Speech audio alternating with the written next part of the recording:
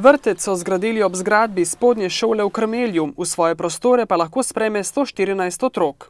Nov vrtec je bil potreben zato, ker smo zdaj delovali na dveh lokacijah in število otrok se je v zadnjih 4 letih kar precej povečalo. Zato smo pač veseli, da smo te nove pridobitve. V sevniški občini se dviguje vključenost otrok v vrtce in strmo raste in vsako leto moramo odpreti več novih oddelkov in tudi v Mirnski dolini se je ta potreba povečevala in v letu 2010 smo pripravili projekte.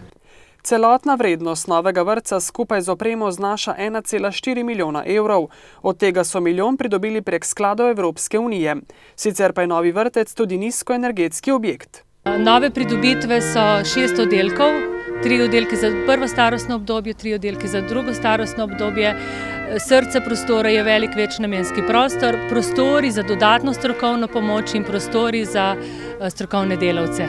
Vrtec je energetsko varčno grajen, tako kot vsi objekti, ki jih gradimo v zadnjem obdobju, kar nam daje možnost, da bo nekoliko cenejši kot tisti starejši vrtci.